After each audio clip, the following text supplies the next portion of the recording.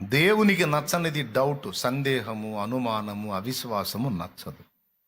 దేవునికి ఇష్టమైంది విశ్వాసం. విశ్వాసము లేకుండా దేవునికి ఇష్టడై ఉండుట అది హెబ్రీ 11:6 చెప్పిన సాక్ష్యం. కాబట్టి ఇప్పుడు మనం ప్రార్థన చేశాం, పాట పాడాం, ఆరాధించాం, అభిషేకాన్ని ఇమ్మని అడిగాం. అడిగినప్పుడు మనలో అపోస్తలుల కార్యంలో ఉన్నటువంటి స్పందనలో కనబడనందున, మనం భాషలో మాట్లాడనందున, మన శరీరములో కదలనందున, మనం కొన్ని ప్రత్యేకతల్లో ప్రవర్తించనందున, అరే మనం అడుగుతున్నాము కానీ మనకు అభిషేకం ఇవ్వట్లా, దేవుడు ఇవ్వట్లా అని చాలామంది పాపం ఆ ప్రశ్నలో బ్రతుకుతున్నారు. ఇది కరెక్టే అని ఎంతమంది ఒప్పుకుంటారో చేతులు ఎత్తండి.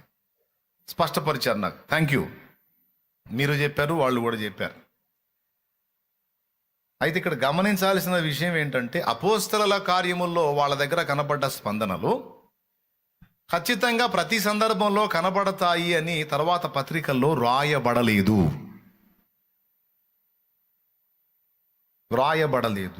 మరి ఎలాగా మనం అభిషేకం పొందామని మనకు ఎలా తెలుస్తుంది అంటే, సింపుల్. ఇప్పుడు అన్నం తింటున్నాం, అన్నం శక్తిగా మారి మనం బ్రతకడానికి ఆధారం అవుతుంది. ఆ ప్రక్రియ మనం చూడగలమా మన బాడీలో? ఎవరన్నా చూసిన వాళ్ళు చెప్పండి, నేను నా బాడీలో చూశాను నేను అన్నోళ్ళు చెప్పండి. చూసారా ఎప్పుడన్నా? నువ్వు అన్నం తింటాం, ఆకలైనప్పుడు తింటాం, పొద్దున్నే లేచి ఇంకంత మించి మనకేం తెలియదు ఏం జరుగుతుంది అనేది. ఒకటి మాత్రం జరుగుతుంది, మన బాడీ రోజు ఆహారం తీసుకోవటం ద్వారా బ్రతికి ఉంది, ఆరోగ్యంగా ఉంది, సజీవంగా ఉంది, పని చేస్తుంది. ఈ సాక్ష్యం సరిపోదు? ఈ సాక్ష్యం సరిపోదా? అలాగే నీకు దేవుడిచ్చే సాక్ష్యం ఏంటంటే, నువ్వు అభిషేకం అడిగిన ప్రతిసారి ఖచ్చితంగా నేను నీ మీదికి శక్తి పంపుతానే ఉంటాను.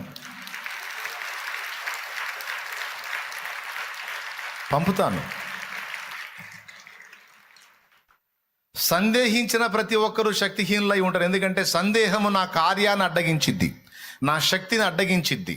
విశ్వసించిన ప్రతి ఒక్కరూ పొందుతారు. వాళ్ళలో ఆ శక్తి వారు ఆత్మీయంగా బ్రతికి ఉండటానికి దోహదపడిద్ది.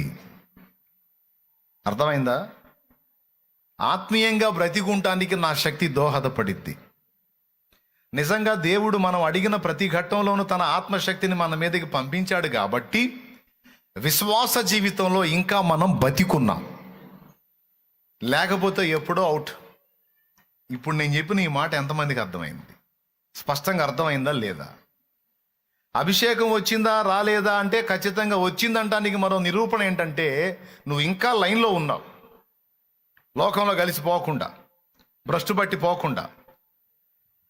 ఇంకా చెప్పాలంటే దేవుని శక్తి ఇంకా ఎక్కడ పనిచేసిద్దో తెలుసా? దేవుడిచ్చే బలం ఎక్కడ పనిచేసిద్దో తెలుసా? మనల్ని పడకుండా ఆపటానికి, మనం తొట్టుపడకుండా ఆపటానికి కొంత పని చేస్తే అసలు ఎక్కువ ఎక్కడ పని చేసిద్దంటే, ఒకవేళ మన అడుగులు తడబడి జారి పడతాం చూడు. ఇప్పుడు అడుగులు జారేటువంటి స్థలంలో బలవంతుడైనా పడతాడు, బలహీనుడైనా పడతాడు. అడుగులు ఇప్పుడు వాన పడింది, బురద జర్రం జారుతుంది. ఏనుగంత బలవంతుడైనా సరే జారితే వెళ్ళకిల పడాల్సిందే. బలవంతుడు గనుక పడడు అనేం లేదు. కింద కాళ్ళు జారుతుంటే బండల మీద నూనె ఒలిగిపోయింది, మనం చూసుకోవాలా.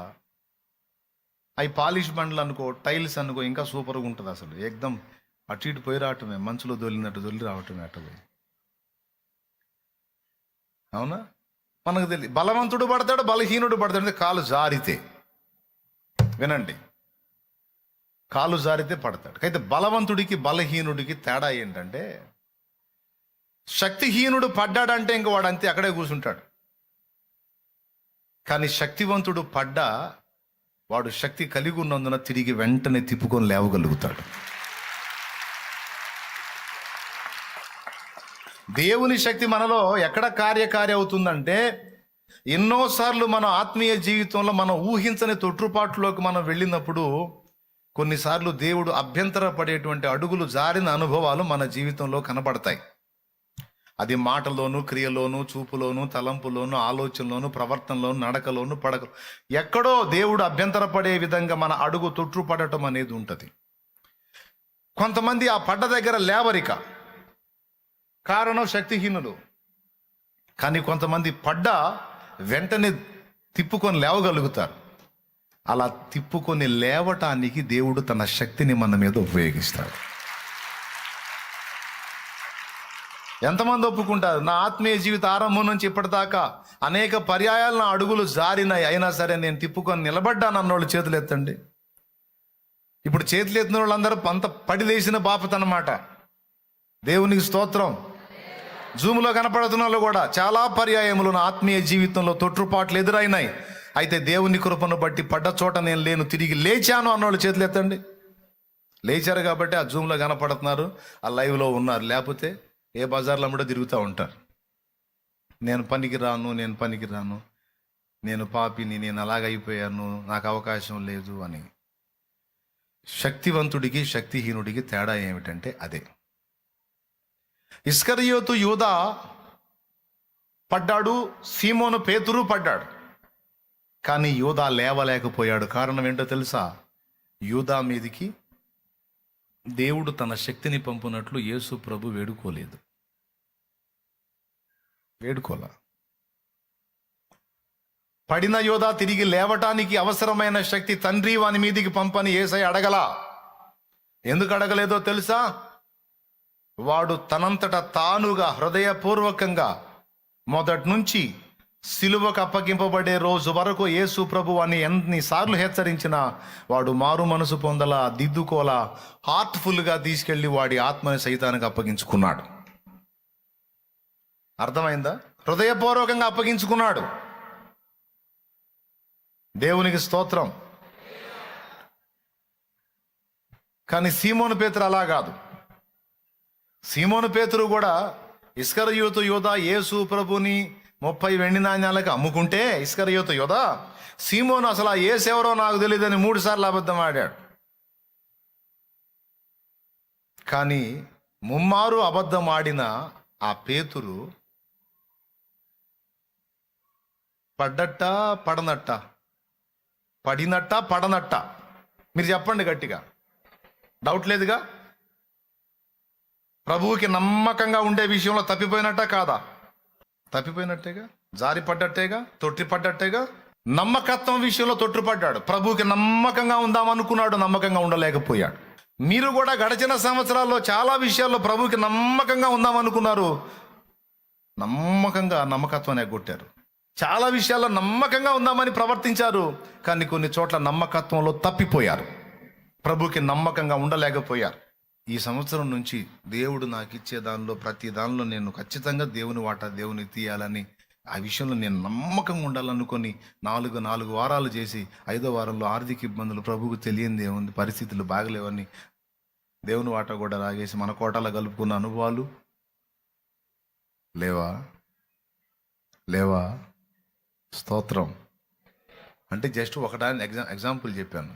ఇది మొదలుకొని ఇక నేను రోజు క్రమంగా ప్రార్థన చేసి ప్రభువుకి భక్తి విషయంలో నమ్మకంగా ఉండాలి అనుకున్నావు. చాలా రోజులు ప్రార్థన ఎగ్గొట్టావు. నోరు కాచుకొని, పవిత్రతను కాచుకొని, పరిశుద్ధ జీవితంలో నేను రహస్య జీవితంలోనూ బహిరంగ జీవితంలోనూ పరిశుద్ధతలో నేను నమ్మకంగా ఉండాలి. ప్రభువుకి నోటిని కాచుకోవాలి, కళ్ళను కాచుకోవాలి, చెవులను కాచుకోవాలి, హృదయాన్ని కాచుకోవాలి. నేను జాగ్రత్తగా ఉండాలి, నా ప్రభువుకి నమ్మకంగా ఉండాలి. రహస్యమందును బాహాటంగా కూడా నేను నా తండ్రికి నమ్మకంగా ఉండాలని కొన్నిసార్లు ఆ నమ్మకత్వాన్ని కోల్పోయిన అనుభవాలు నీకున్నాయి. ఒప్పుకుంటావా, ఒప్పుకోవా? ఎంతమంది ఒప్పుకుంటారో చేతులు ఎత్తండి. యథార్థవంతులు ప్రార్థన దేవుడు వింటాడు. ఏమండి? యథార్థత లేని వాళ్ళ ప్రార్థన దేవుడికి అసహ్యం. దేవునికి స్తోత్రం. పేతురు కాడికేం పెద్ద మనుషులం కాదు మనకేం ఓవర్ యాక్షన్ వద్దు. స్తోత్రం. ఒకవేళ ఉంటే స్తోత్రం, పేతురు కంటే ఘనంగా ఉంటే మంచిది, సంతోషం. నా ప్రభు కృప. నేనైతే అనుకుంటున్నా, ప్రభువుకి నమ్మకంగా ఉండే విషయంలో నా ప్రాణం ఇస్తానన్న పేతురు ఎంత గట్టిగా మాట్లాడాడో, గంటల వ్యవధిలోనే అంత దారుణంగా అబద్ధమాడాడు. నమ్మకంగా ఉన్నాడా గురువుకి శిష్యుడు? కానీ పేతురికి, నీకు నాకు మనకు అనుగ్రహించబడిన కృప గొప్పతనం చెప్తా, శక్తి యొక్క గొప్పతనం చెప్తా. ఏంటో తెలుసా? పేతురు తొట్టు పడిన తన నమ్మకత్వం విషయంలో తాను తప్పిపోయిన పేతురు దేవుని నమ్మకత్వ విషయంలో విశ్వాసము కలిగిన వాడై ఉన్నాడు.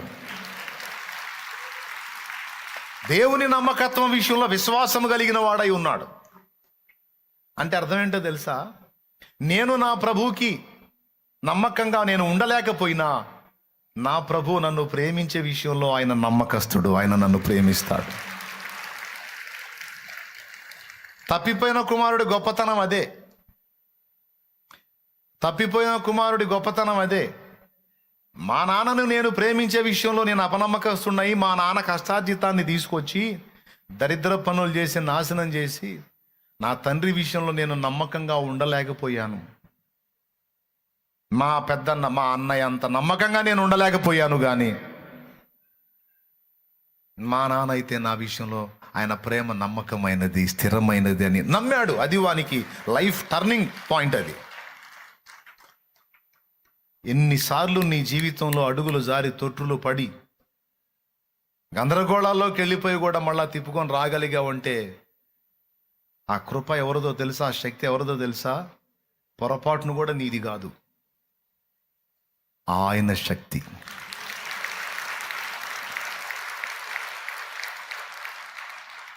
పేతురు దేవుని ప్రేమ యొక్క నమ్మకత్వాన్ని విశ్వసించగలిగాడంటే అది పేతురు గొప్పతనం అనుకునేరు. పేతురు గొప్పతనం కాదు సుమి, అది నా ప్రభు యొక్క ప్రార్థనా ఫలం. సిమోను, సాతాను మిమ్మును పట్టి గోధుమలను జల్లించినట్టు జల్లించుటకు కోరుకున్నాడు. నీ నమ్మిక తప్పిపోకుండానట్లు నేను నీ కొరకు తండ్రిని వేడుకున్నాను. అక్కడ ఏం వాడాలి? నీవు పడిపోకుండున్నట్లు, నీవు తొట్టు పడకుండున్నట్లు, నీవు తప్పిపోకుండున్నట్లు నేను నీ కొరకు తండ్రిని వేడుకుంటుని అనాలి. కానీ ఆయన ఏమన్నాడు తెలుసా? నీ నమ్మిక తప్పిపోకుండున్నట్లు. అక్కడ మనకి సరిగ్గా అర్థం చేసుకోకపోతే తేడా పడతాం. నీ నమ్మిక తప్పిపోకుండున్నట్లు అంటే మనం సహజంగా చదివేటప్పుడు ఏమర్థమైందంటే, నువ్వు నమ్మకంగా ఉండాలని, నువ్వు నాకు నమ్మకంగా ఉండాలని, నమ్మకమైన వాడుగా ఉండాలని నేను తండ్రిని వేడుకున్నాను అని అర్థం వచ్చిద్దేమో అనుకుంటారు చాలామంది. ఆ అర్థం కాదు అక్కడ. నా విషయమై నీకున్న నమ్మిక, నా విషయంలో నీ నమ్మకత్వం కాదు. చాలా సెన్సిటివ్ పాయింట్ అండి. ఏమైనా అర్థమవుతుందో లేదో మళ్ళీ చెబుతా, 20 సార్లు ఏం చెబుతా, ఇది అర్థం కావాలా. దేవునికి స్తోత్రం.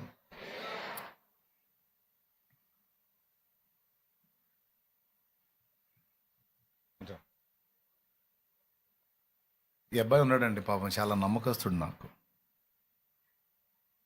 చాలా నమ్మకస్తుడు. కానీ సీమోను పేతురు కూడా ఇలాగా. ప్రభు ఏమంటున్నాడంటే, సీమోను, నీ నమ్మకత్వం స్థిరంగా ఉండేటట్టు నేను అడగలా.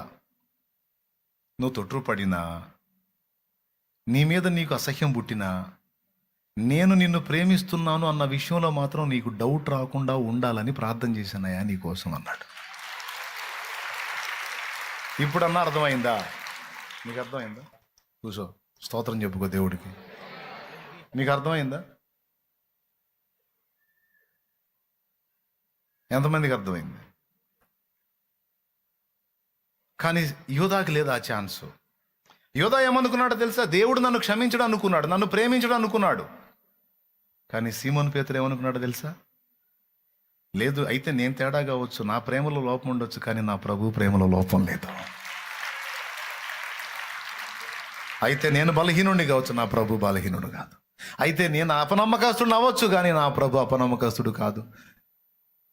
అయితే నేను తేడా కావచ్చు, కానీ ఆయన నమ్మకమైన వాడు. నేను ఆయనకు ఒక అపనమ్మకస్తురాలైన భార్యను కావచ్చు, కానీ ఆయన నాకు ఒక నమ్మకమైన భర్త. నేను ఆయనకు అపనమ్మకస్తుడైన కొడుకును కావచ్చు, కానీ ఆయన నాకు నమ్మకమైన తండ్రి. ఆయన ప్రేమలో మార్పు లేదు.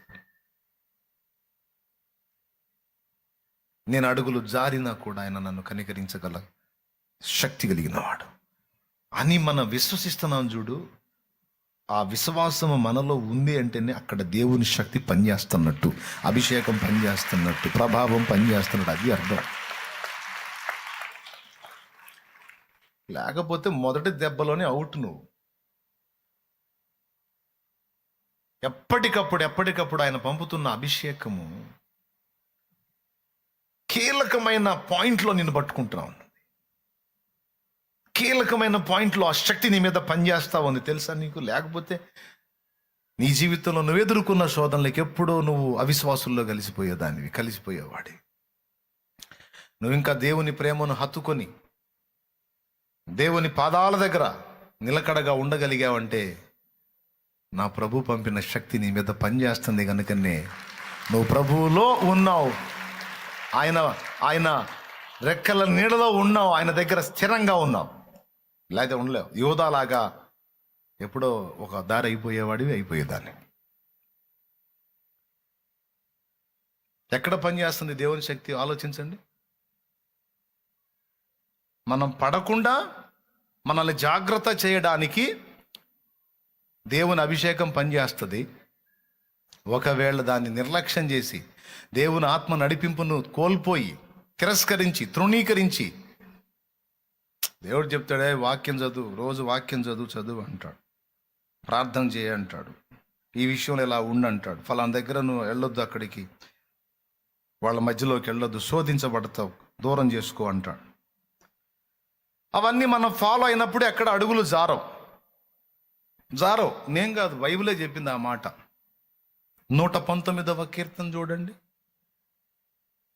119వ కీర్తన ఒక్కసారి బైబిల్ ఉన్న వాళ్ళందరూ ఓపెన్ చేయండి. 119వ కీర్తన ఒక వచనం చూపిస్తాను చూడండి.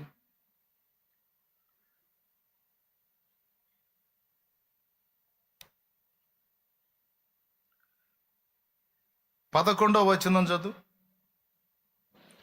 నీ ఎదుట నేను పాపము చేయకుండానట్లు నా హృదయములో నీ వాక్యము ఉంచుకొని ఉన్నాను. ఆహా, దేవునికి స్తోత్రం. ఇప్పుడేం చేస్తామంటే 5వ వచనం చదువు నాన్న. ఆహా, నీ కట్టడలను గైకొనున్నట్లు నా ప్రవర్తన స్థిరపడి ఉండినంత మేలు. నీ ఆజ్ఞలన్నిటినీ నేను లక్ష్యము చేయునప్పుడు నాకు అవమానము కలుగనేరదు. దేవునికి స్తోత్రం కలుగును గాక. నీ ఆజ్ఞలను నేను లక్ష్యము చేయునప్పుడు నాకు అవమానము కలుగనేరదు. అయిపోలా, ఇంకా ఉన్నాయి. యవనస్తులు దేని చేత తమ నడతను చూడండి. 165వ వచనం చదువు నానా. నీ ధర్మశాస్త్రమును ప్రేమించు వారికి ఎంతో నెమ్మది కలదు. వారు తూలి తొట్టిలుటకు కారణమేమీ లేదు. అద్దుగో, నీ ధర్మశాస్త్రమును ప్రేమించు వారికి అంటే వాక్యమును గౌరవించు వారికి, వాక్యమును ప్రేమించు వారికి, వాక్యానుసారంగా నడవడానికి తమ మనసుని దృఢపరుచుకున్న వారికి ఎంతో నెమ్మది కలదు. వారు తూలి తొట్టిలుటకు కారణమే లేదన్నాడు. దేవునికి స్తోత్రం కలుగును గాక. అంటే ఇప్పుడు ఏం చెప్పాడు దేవుడు? నా వాక్యాన్ని స్వీకరించు, వాక్యాన్ని ధ్యానించు, వాక్యాన్ని హృదయంలో నిలుపుకో, వాక్యానుసారంగా బతకటానికి నీ అడుగులు నువ్వు జాగ్రత్త చేసుకో. నువ్వు తొట్టుపడవురా, తోలవురా, కూలవురా, నిలబడతావురా, చక్కగా నడుస్తావురా, నువ్వు చేసిందంతా సఫలమైద్దిరా, నీ సర్వ శరీరానికి ఆరోగ్యం కలిగిద్దిరా, నీ ఎముకలకు సత్తు వచ్చిద్దిరా. నా వాక్యం పట్టుకోరా, నా వాక్యం పట్టుకోమని దేవుడు చెప్పాడు అబ్బాయి. కానీ ఏం చేద్దాం, ఆత్మీయ సోమరితనం. ఈ మాటల యొక్క విలువ మనకు తెలుసు, కానీ ఏం చేద్దాం, ఒక్కొక్క రోజు చదవ బుద్ధి కాదు. ఒకరోజు, 2 రోజులు, 3 రోజులు, 4 రోజులు, కొంతమంది వారాలు, నెలలు కూడా చదవరు. ఆదివారం వచ్చినప్పుడు బైబిల్ తీసుకొని దులుపుతారు దుమ్ము అని. కోటానికి వచ్చి కాసేపు కూర్చొని మళ్ళీ తీసుకెళ్ళి నీట్గా అదే అల్మరాలో పెడతారు, మళ్ళీ ఆదివారం దులుపుతారు. చదవరు. ఇప్పుడు నీ ఆజ్ఞలను ప్రేమించువాడు నెమ్మదిగా ఉంటాడంటే వాటిని తిరస్కరించిన వాడు ఆందోళనలో బతుకుతాడని అర్థం. నీ వాక్యము నా హృదయంలో ఉంచుకున్నాను కనుక ఇక నేను పాపం చేయడానికి ఛాన్స్ లేదు అంటే వాక్యం హృదయంలో లేకపోతే జరిగిద్దని అర్థం. కాబట్టి దేవుని ఆత్మ మనతో ఉండి ఆయన అభిషేకం మన మీద పనిచేసి చెప్తా ఉంటాడు, బాయ్ వాక్యం నిర్లక్ష్యం చేయొద్దు, ప్రార్థన నిర్లక్ష్యం చేయొద్దు, పరిశుద్ధుల సహవాసం నిర్లక్ష్యం చేయొద్దు, లోకస్తులతో తిరగొద్దురా, తేడా పడతావు, కాస్త ఆత్మీయ సహవాసానికి దూరం అవుతున్నావు, సన్నిధికి దూరం అవుతున్నావు, ప్రార్థనకు దూరం అవుతున్నావు, ఆదివారాలు ఎగ్గొడుతున్నావు, దెబ్బతింటావు, శక్తి కోల్పోతావు, వాక్యం నిర్లక్ష్యం చేస్తున్నావు, తొట్టు పడతావు, తూలి పడతావు, జాగ్రత్త జాగ్రత్త అని దేవుడు పరిశుద్ధాత్ముడు మన మీద ఒత్తిడి తెస్తుంటాడు. మనకి ఏంటంటే ఎప్పుడు రొటీన్ ఫీల్, కొంచెం మనం మార్చుకొని చూద్దామని ప్రార్థన చేసి చేసి చేసి ఒక రకమైన రొటీన్ ఫీల్ వచ్చి ఎగ్గొట్టి తిరుగుతూ ఉంటారు కొంతమంది. ఏంటంటే రోజు చేస్తుందేగా, వాక్యం చదివి చదివి అదే అధ్యాయాలు, అయ్యే వచనాలు, అయ్యే సంగతులుగా, ఇప్పుడు 5-6 సార్లు చదివాங்க, ఇంకా మళ్ళీ ఎన్నిసార్లు చదివినా అదేగా అని తెలుసు కానీ ఎగ్గొట్టి తిరుగుతారు. దేవుడు ఇచ్చిన హెచ్చరికలు నిర్లక్ష్యం చేసినప్పుడు ఏం జరిగిద్దంటే తూలి తొట్టిల్లటం జరిగింది. అబద్ధాలు ఆడకుండా చెప్పండి, ప్రార్థన నిర్లక్ష్యం జరిగిందా లేదా, వాక్యం నిర్లక్ష్యం జరిగిందా లేదా, దేవుని ఆజ్ఞలను అశ్రద్ధ చేయటం అనేది జరిగిందా లేదా, నీ ఆత్మీయ జీవితంలో చెప్పును, యథార్థంగా చెప్పు. చాలాసార్లు జరిగిందంటావా? అస్సలు పొర్రపాటును కూడా జరగలేదంటావా? పొర్రపాటును కూడా నా విషయంలో అలా జరగలేదంటే నేను చెప్తున్నాను, పొర్రపాటును కూడా నువ్వు తూలి తొట్టిల్లటం అనేది జరగదు. ఒకవేళ నేను ఇప్పటి వరకు ప్రార్థనా జీవితాన్ని, వాక్య ధ్యాన జీవితాన్ని, ఆత్మీయ జీవితాన్ని భద్రంగా నడిపించుకొచ్చాను అన్నయ్య అని నువ్వు అనగలిగావా? అట్లయితే నువ్వు ఎక్కడ తొట్టుపడి ఉండవని నేను చెప్తున్నాను, నువ్వు ఎంతో నెమ్మదిగా ఉంటావని నేను చెప్తున్నాను. ఎందుకంటే వాక్యంలో అలా ఉంది. దేవునికి స్తోత్రం, పెద్దగా చెప్పండి. కానీ ఇలా ఉండేవాళ్ళు 100లో దాదాపు 10-20% మాత్రమే ఉంటారు. 80% నేను చెప్పిన నిర్లక్ష్యాలు జరుగుతాయి. జరిగినప్పుడు ఏం జరిగిద్ది? తూలి తొట్టిల్లటం అనేది జరిగిద్ది. అసలు జరగకుండానే నిన్ను కాపాడటానికి దేవుడు తన వాక్కు చేత హెచ్చరిక చేస్తూ ఉంటాడు. పరిశుద్ధాత్మ లోపల నుండి మాట్లాడతాడు. అయినా సరే నిర్లక్ష్యం చేసి నువ్వు తొట్టుపాటుకు గురవుతావు. ఎక్కడో చోట, ఏదో ఘట్టంలో, ఏదో ఒక విషయంలో బలహీనమైన అడుగు పడిద్ది నీది. పడినప్పుడు ఎప్పుడైతే నీ అడుగు బలహీనపడి జారి పడ్డావో అప్పుడు ఎంటర్ అవుతాయి గద్దలు. పీనుగు ఎక్కడ ఉండునో అక్కడ గ్రద్దలు పోగవును అన్నాడు. దాన్ని పాజిటివ్గా మాట్లాడుకోవచ్చు, నెగిటివ్గా కూడా మాట్లాడుకోవచ్చు. పాజిటివ్గా మాట్లాడుకోవచ్చు, నెగిటివ్గా మాట్లాడుకోవచ్చు. పాజిటివ్గా ఎలా మాట్లాడాలో తర్వాత చెబుతా, నెగిటివ్ కోణంలో చెప్తాను. ఆత్మీయ జీవితంలో ఒకడు చచ్చాడ్రా, ఒకడు పడ్డాడ్రా అనే సంగతి దురాత్మలకు అర్థమైందంటే వచ్చి రౌండ్ వేస్తాయి. అవి ఎడంగా ఉండేది ఎంతవరకు అంటే నీ అడుగులు జారనంత వరకు ఎడంగా ఉంటాయి. నీ అడుగులు జారిన తర్వాత రౌండ్ కొడతాయి నీ దగ్గరకు వచ్చి. ఎందుకంటే ఆ సమయం కోసమే ఎదురు చూస్తాయి, నీ తొట్టుపాటుని ఎదురు చూస్తూ ఉంటాయి. అది నీ ద్వారా జరిగినప్పుడు ఇక రౌండ్ వేసి ఇక వాటి పని అవి మొదలు పెడతాయి. ఏమని? తెలిసి తెలిసి చేశావు, ఎంత ఘోరమైన పని చేశావు, ఎంత పాపము చేశావు, ఎంత అడుగులు జారావు, ఎందాక దేవుడు నిన్ను క్షమిస్తాడు. ఇక నీకు క్షమాపణ లేదు, దేవుడు నిన్ను వదిలిపెట్టడు, నీకు శిక్ష తప్పదు, నువ్వు అనుభవించాల్సిందే, నువ్వు అట్లా నువ్వు ఇట్లా అని చివరికి దేవుని ప్రేమను నువ్వు శంకించేటట్టు చేసి చివరికి నీ అంతటా నువ్వే నిన్ను నువ్వు అసహించుకోవటమే కాదు, దేవునికి కూడా దూరం అయిపోయే విధంగా నిన్ను లాక్కుపోవటం మొదలు పెడతాయి. ఒకేసారి కాదు. నువ్వు ఈ పాపం చేసావుగా, చర్చికి ఏమని వెళ్తావు? సిగ్గులేదా నీకు? ఒక నీతి అనేది ఉంటుంది కదా. సరే చెడిపోయావుగా, ఇంకెందుకు ఆ చెడుతనంలోనే తగలబడి ఇంకెందుకు మళ్ళీ చర్చికి? నిజంగా ఇలాంటి ఆలోచనలు వస్తాయి అంటానికి నా తల వెంట్రుకలన్నీ సాక్ష్యాలు ఉన్నాయి. చాలామంది నాతో కలిసి అన్న మాట ఏంటో తెలుసా? ఎందుకమ్మా సహవాసానికి దూరం అయ్యావంటే, నాలాంటిది రాకూడదన్నయ్యా, నాలాంటిది మందిరానికి వచ్చినా మందిరానికి అవమానం అన్నయ్యా. ఎందుకు తమ్ముడా రావట్లేదు? నాలాంటి వాడు రాకూడదన్నయ్యా. నేను కరెక్ట్గా లేను.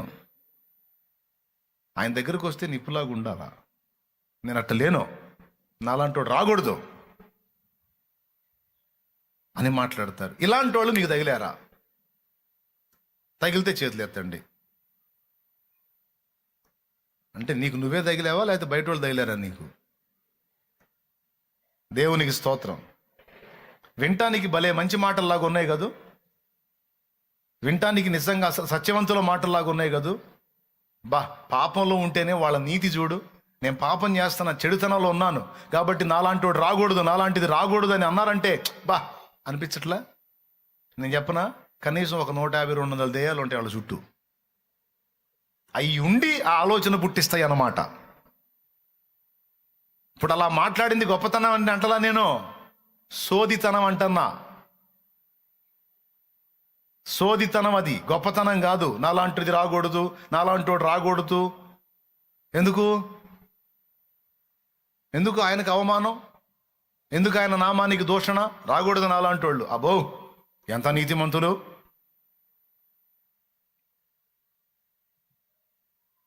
ఇది ఎలాంటిదో తెలుసా?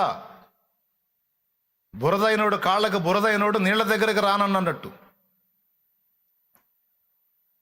ఎందుకు కాళ్ళకి బురదైంది? నీళ్లు పవిత్రమైన వాటిని మలినం చేయటం ఎందుకు? ఒరే నిద్రమోహోడా, మిమ్మల్ని కాదులే అట్ట అనుకునే ఓడికి చెబుతుంది. నిద్రమోహోడా, నీళ్ళు ఉంది నిన్ను గడగటానికి రా. నిద్రమోహం దానా, ఆయన రక్తము కార్చిందే నిన్ను గడగటానికి తల్లి. నిన్ను కడగటానికి, శుద్ధి చేయటానికి, పరిశుద్ధపరచడానికి, నిన్ను మళ్ళా నూతన పరచడానికి, నేను నిలబెట్టడానికి రక్తం కార్చాడు. ఆడికి రాకూడదేంది మరి? ఆడికి పోతావు? యువతగాడు ఊరేసుకున్నాడు, పోతావా మళ్ళీ ఊరేసుకోవడానికి? మరి యువతగాడు చేసింది అదే పని. ఒరే ప్రభు దగ్గరికి పోరా. సరే అమ్ముకుంటే అమ్ముకున్నావు, దరిద్రుడా పో. ప్రభు దగ్గర పోయి ప్రాధాయపడు, ప్రభువా నన్ను క్షమించమని అడుగు. క్షమిస్తాడురా వాడు. ఎందుకు తెలుసా? అప్పటిదాకా వాడిని శోధించిన దెయ్యాల్లో సైతానుగాడు ఉన్నారు కదా, మొత్తం రౌండ్ వేసి నిరపరాధి రక్తమును అప్పగించిన దుర్మార్గుడివిరా నువ్వు ద్రోహివిరా, గురుద్రోహివిరా. నీలాంటి నీచుడు ఉంటాడంట్రా, నీలాంటి వాడి పాపానికి మిషం ఉందంట్రా, నీకు క్షమాపణ ఉందంట్రా, నిన్ను ఒప్పుకుంటాడంట్రా. నిన్ను దేవుడు కూడా క్షమించడరా. నీచుడా, నికృష్టుడా, దౌర్భాగ్యుడా, దుర్మార్గుడా, పాపి. తట్టుకోలేకపోయి ఊరేసుకున్నాడు వాడు. ఇవే స్వరాలు పేతురికి వినపడ్డాయి. ఆ గురువు పెట్టిన రొట్టెలు తిని, ఆ గురువు రెక్కల నీడతో పండుకొని, ఇందాక నువ్వేమన్నావు? నీకోసం ప్రాణం ఇస్తానని నమ్మబలికి నయవంచకుడా, మోసగాడా, అబద్ధికుడా, ఆయన ఎవరో నాకు తెలియదని మాట్లాడతావా? నీలాంటి గురుద్రోహి ఇంకొకడు ఉంటాడంటారా? దేవుడు క్షమిస్తాడా నిన్ను? దేవుడు ఒప్పుకుంటాడా? దేవుడు అవకాశం ఇస్తాడా నీకు? ఇలాంటి స్వరాలు పేతురుకు కూడా వినపడ్డాయి. నీ వల్ల తొట్టుపాటు జరిగినప్పుడు ఏ స్వరాలు నీకు కూడా వినపడతాయి. నీలాంటి రోత మనిషి ఇంకొకటి ఉండదు, నీలాంటి అసహ్యురాలు ఇంకొకటి ఉండదు. నీ మనసు నీకే చెబుతుంటుంది. నీలాంటి చీదర ఇంకొకళ్ళు ఉండరు, నీలాంటి చీదరోడు ఇంకొకడు ఉండడు, నీలాంటి రోతోడు ఇంకొకడు ఉండడు, నీలాంటి గలీజోడు ఇంకొకడు ఉండడు అని నీ మనసు నీకే చెబుతుంటుంది. ఏ స్వరాలు? ఇవే స్వరాలు పేతురికి వినపడ్డప్పుడు పేతురు ఏమన్నాడో తెలుసా? ఆపండి, మీ పనికి మాలిన మాటలు ఆపండి. అవును, నేను అపనమ్మకస్తుండే, కానీ నా ప్రభు నమ్మదగినవాడు.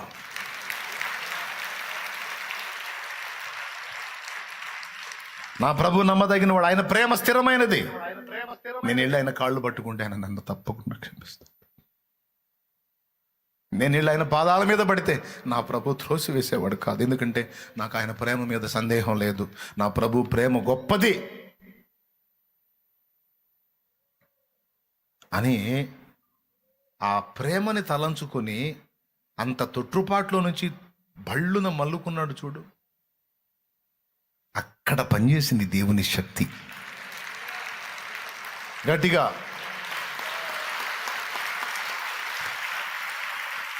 ఈరోజు నువ్వు నేను నిలబడ్డామంటే అభిషేక ప్రభావమే. ఇప్పుడు చెప్పు, అభిషేకం వచ్చిందా రాలేదా? నేను అనలేదే, అనలేదే, నాకు రోమాలు నిక్కరు పడవలేదే. ఏ స్పందన లేకపోయినా నువ్వు గట్టిగా నమ్మాలి. ఏమనో తెలుసా? నేను అడిగాను, నా దేవుడు అనుగ్రహించాడు. అనుగ్రహిస్తాడు అని కూడా అనకూడదు. అనుగ్రహిస్తాడు అని కూడా అనకూడదు. నేను అడిగాను, మా నాన్న ఇచ్చాడు. నేను అడిగాను. ఏమడిగా? కురిపించుము దేవా నీ ఆత్మవర్షము, ఫలింతును నీకై నా జీవితాంతము. రాకడ సమయం ఆసన్నమైనది, శక్తితో నన్ను నింపమని ఆత్మ మూల్గుచున్నది. ఆయన అడగమన్నదే నువ్వు అడిగావు. పరిశుద్ధాత్మను అడగమన్నాడు, అడిగావు. ఇంకెందుకు ఇవ్వడు? తండ్రి తన్ను అడుగువానికి ఎంతో నిశ్చయముగా తన పరిశుద్ధాత్మను అనుగ్రహించునని గట్టిగా చెప్పాడు యేసయ్య. అయితే అడుగువాడు ఏమాత్రము సందేహింపక విశ్వాసముతో అడుగవలెను అని యాకోబు రాసిన పత్రిక 1వ అధ్యాయము 5-6 వచనాలు సాక్ష్యమిస్తాయి. మీలో ఎవనికైనాను జ్ఞానము కొదువగా ఉన్న ఎడల అతడు దేవునిని అడుగవలెను, ఆయన ఎవరిని గద్దింపక అందరికీ ధారాళముగా దయచేయువాడు. అయితే అతడు ఏ మాత్రమును సందేహింపక విశ్వాసముతో అడుగవలెను. ఆ మాట మళ్ళీ చదువు. అయితే అతడు ఏ మాత్రమును సందేహింపక విశ్వాసముతో అడుగవలెను. మళ్ళీ చదువు. అయితే అతడు ఏ మాత్రమును సందేహింపక విశ్వాసముతో అడుగవలెను. ఇంకొకసారి చదువు. అయితే అతడు ఏ మాత్రమును సందేహింపక విశ్వాసముతో అడుగవలెను. ఒకవేళ సందేహిస్తే చదువు. సందేహించువాడు గాలి చేత రేపబడి ఎగిరిపడు సముద్ర తరంగమును పోలియుండును. అట్టి మనుషుడు ద్విమనస్కుడై తన సమస్త మార్గముల యందు అస్థిరుడు గనుక ప్రభు వల్ల తనకేమైనను దొరుకునని తలంచుకొనరాదు. దేవునికి స్తోత్రం కలుగును గాక. హల్లెలూయా. చూడండి, సందేహం ఏమాత్రం లేకుండా అడిగి విశ్వాసంతో ఉన్నవాడు పొందుకుంటాడట. సందేహించేవాడు గాలి చేత రేపబడి ఎగిరిపడు సముద్ర తరంగమును పోలి ఉండును. అట్టి మనుషుడు తన సమస్తమైన మార్గాల్లో అస్థిరుడు ద్విమనస్కుడు గనుక వాడికి ఏది దొరకదు ప్రభు వల్ల అన్నాడు. ఇప్పుడు చెప్పండి, మనం దేవుణ్ణి అడిగినప్పుడు ఏమని చేయాలి? ఏం చేయాలి? డౌట్ పడాలా? విశ్వసించాలా? అభిషేకం అడిగావు, పొందానని నీవు నమ్మిన ఎడల ఆ శక్తి నీ మీద పనిచేస్తూ ఉంటుంది. నీకు అర్థమైంది. అర్థమైందా? ఇప్పుడు నీకెట్లా కనపడాలా? దావీదు మీదకి అభిషేకం వచ్చింది, సింహాన్ని పట్టుకొని చీల్చవతల పడేశాడు. సంసోన్ మీదకి అభిషేకం వచ్చింది, సింహాన్ని పట్టుకొని చీల్చవతల పడేశాడు. నువ్వు కూడా పో, జూ పార్క్కి పోతావా? ప్రార్థన చేసి దూకిగా. ఎందుకంటే మరి సింహం కావాలిగా. మరి ఇక్కడెక్కడ లేవు పబ్లిక్లో సింహాలు. నిద్రమోహమా? వాళ్ళు భౌతికమైన సింహాలను చీల్చేస్తుంటే నువ్వు ఆత్మల ప్రపంచంలో ఉన్న అనేక సింహాలను ఎప్పటికే చీల్చి అవతల పడేసావు.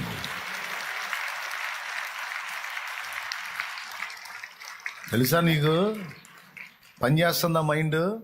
నిన్ను ఎదిరించి పోరాడిన ఎన్నో దయ్యపు సింహాలను చీల్చి అవతల పడేసిన యూదా గోత్రపు సింహం పిల్లవైనావు. నువ్వు నిలబడ్డావు. ఇప్పుడు నువ్వు, నీకు తెలీదు ఆ సంగతి. అనేక సింహాలు ప్రతి దినము నిన్ను తరుముతున్నాయని నీకు తెలియదు, వాటి మధ్యలో నువ్వు ఉన్నావని నీకు తెలియదు. కానీ మేక పిల్లల్ని చీల్చినట్టు చీల్చి అవతల పడే ఆడుకుంటున్నావు వాటితో. నువ్వు నీ మీద అభిషేకం లేకపోవటం ఏంటి?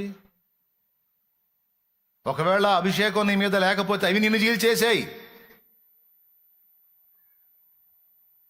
కానీ అవి గుంపులు గుంపులుగా రకరకాలుగా నీ మీదకి వచ్చి దాడి చేసిన ఒక్కొక్క దాన్ని పట్టుకొని మేక పిల్లని చీల్చినట్టు చీల్చి అవతల పడేసి దేవుని రెక్కల నీడగా పరిగెత్తుతా ఉన్నావు నువ్వు. ఇది అబద్ధమా నిజమా? ఎంత వాస్తవం ఇది? ఎంత వాస్తవం ఇది? లేదా దాడి జరగట్లేదా? లేఖనం అబద్ధం చెప్పిందా?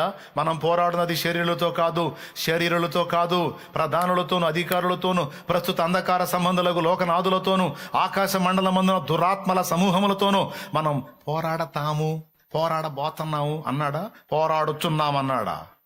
మరి పోరాడుతున్నావంటే ఆల్రెడీ నువ్వు ఫైట్ సీన్లో ఉన్నావు బాబు. అమ్మా, ఆల్రెడీ నువ్వు ఫైటింగ్లో ఉన్నావమ్మా. నెక్స్ట్ ఏదో భవిష్యత్తులో ఫైటింగ్లు కాదురా, డైలీ. దావీదు మీద పనిచేసిన అదే అభిషేకపు శక్తి నీ మీద పనిచేసినందున ఆత్మల లోకంలో సింహాలను చీల్చిన విజేతగా ఉన్నావు నువ్వు. హల్లెలూయా. ఎంతమందికి అర్థమైంది? సింహాలను నువ్వు చీల్చేస్తున్నావా, లేకపోతే అవి నిన్ను పడేసినాయా? అవి నిన్ను చీల్చినాయి అనుకో, నువ్వు కనపడవు. ఇక్కడ కనపడవు, ఏడో తిరుగుతుంటావు. కానీ వచ్చినాయి నీ మీదకి, రోజు వస్తున్నాయి. వాటి వల్ల కావట్లా. ఎందుకు తెలుసా? అవి నీ చుట్టూ వచ్చిన ప్రతిసారి కూడా నువ్వు అడిగున్నావు చూడు అభిషేకం, ఆ అభిషేకం నీ మీద పనిచేస్తుంది.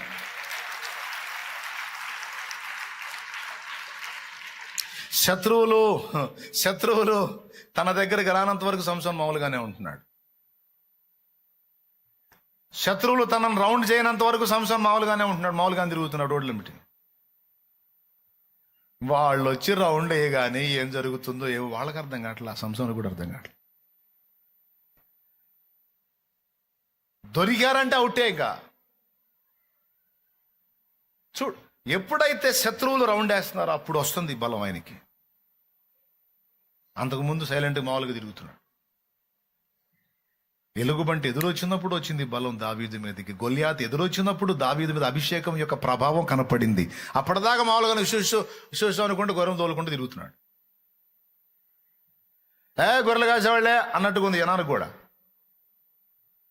గొల్యాతు ఎదురుపడ్డప్పుడు దావీదును చూడాలి.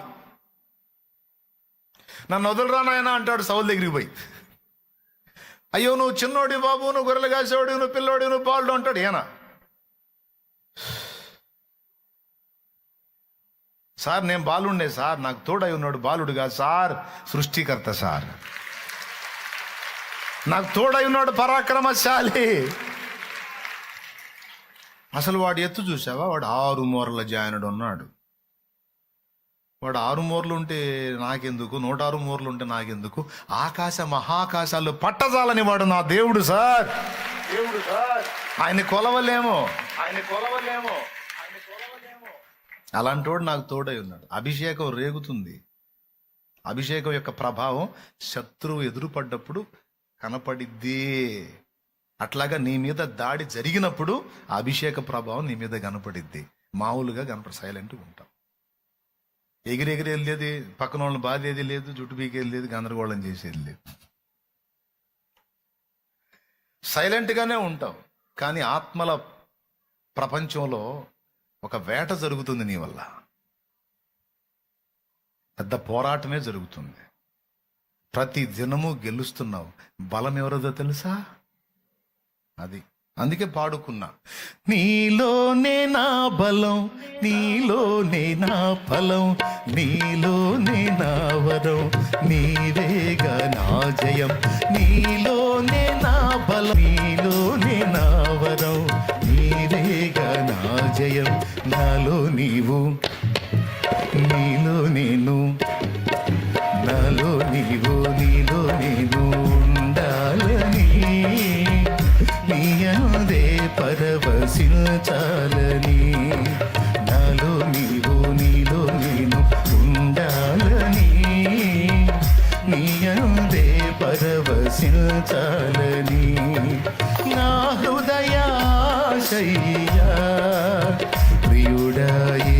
యేసయ్యా నా హృదయాశయ్యా ప్రియుడా యేసయ్యా నాలో నీవు నీలో నేను ఉండాలని నీయందే పరవశించాలని.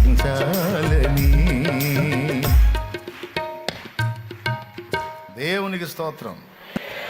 నిజంగా నాకు ఎదురైన పోరాటాల్లో అసలు ఇన్ని తట్టుకొని ఇన్ని దాటుకొని ఈ రోజుకి ఇలా నిలబడ్డానంటే నాకు క్లియర్గా తెలుసు, నాకు అది నా శక్తి కాదు, కానే కాదు. ఎందుకంటే మనకు అంత సీన్ లేదు. అరే చిన్న కుటుంబానికి ఆన్సర్ చేయలేక నుయ్యో గొయ్యో అని బతుకుమంది. కొద్దిపాటి శ్రమలకు తట్టుకోలేక ఎట్లా చేస్తే ఈజీగా చేస్తామని ఎత్తుక్కున్నోడిని నేను. మరి ఈ 22 సంవత్సరాల విశ్వాస యాత్రలో ఎదురైన ఎన్నో ఆటుపోట్లు పెద్ద పెద్ద కొండ బండల్లాగా వచ్చినాయి, దూది పింజల్లాగా ఎగిరిపోయినాయి. ఎలా సాధ్యమైంది? నా సాక్ష్యం తెలుసు కదా మీకు. అంత బలహీనుడు, అంత భయస్థుడు, మరి ఎలాగా ఇది సాధ్యం? ఎందుకంటే ఇక్కడ బలమంతా ఆయింది, శక్తి ఆయింది.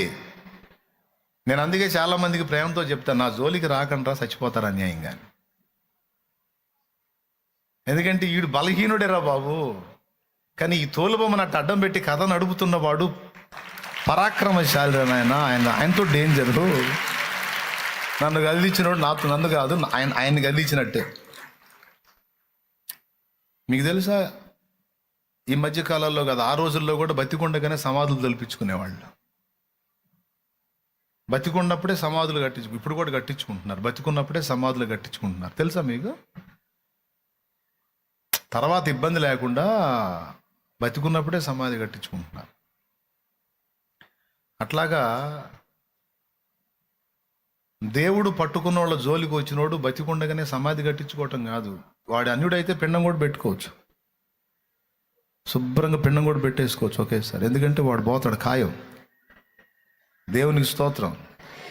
అవి కూడా చూసుకోవచ్చు, వాడు సమాధి చూసుకోవచ్చు, పిండం ఎట్ట పెడతారో చూసుకోవచ్చు, అన్నీ చూసుకోవచ్చు. అంటే సత్యాగా చూడ్డ కదా, అది బతికున్నప్పుడే చూసుకోవచ్చు. ఎందుకంటే ఖాయం కాబట్టి.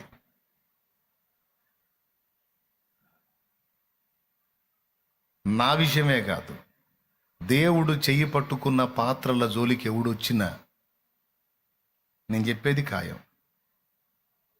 వాడి దినం వాడు చేసుకోవటమే, వాడి సమాధి వాడు కట్టించుకొని రెడీగా పెట్టుకోవటమే.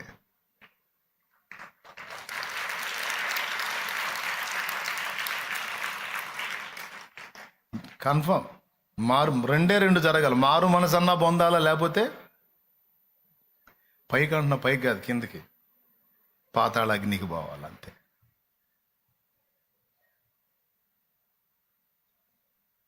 ఒక్కొక్కడికి టైం ఇస్తాడు, ఒక్కొక్కడికి వెంటనే మైనం చేస్తాడు. అది జడ్జిమెంట్ మాత్రం తీవ్రంగా వచ్చేస్తుంది. నాకు తెలిసిన ఒకడు సాక్ష్యం చెబుతూ ఉన్నాడు. ఒక కార్యక్రమానికి వీడు వెళ్ళాడు. అందులో ఒకడు అన్నాడు, ఇతడు దేవుని పని చేస్తున్నాడు, సేవ చేస్తున్నాడని వాడికి తెలుసు. హార్ట్ఫుల్గా తిట్టాడు వాడు, బూతులు తిట్టి. పాస్టర్లను పట్టుకొని కుడి చెయ్యి ఎడమ కాలు ఇలా తిప్పాలి, వీళ్ళనే మెడ బూతులు తిడతా 3 రోజులు అయిపోయింది. 4వ రోజు, కరెక్ట్గా 4వ రోజు వాడు అనుకున్నది వాడి శరీరంలో జరిగింది. రియల్ నిజంగా జరిగింది. కొట్టింది, బండి కొట్టింది. ఏది కొట్టిందో మరి. తీసుకెళ్లారు పోస్ట్ మార్టం చేయడానికి బాడీని. తీసుకెళ్తే కరెక్ట్గా వాడు ఏ 3 చెప్పాడో, కుడి చెయ్యి తిరిగిపోయి ఉంది, ఎడమ కాలు అటు తిరిగిపోయి ఉంది, మెడ ఇటు తిరిగిపోయి ఉంది.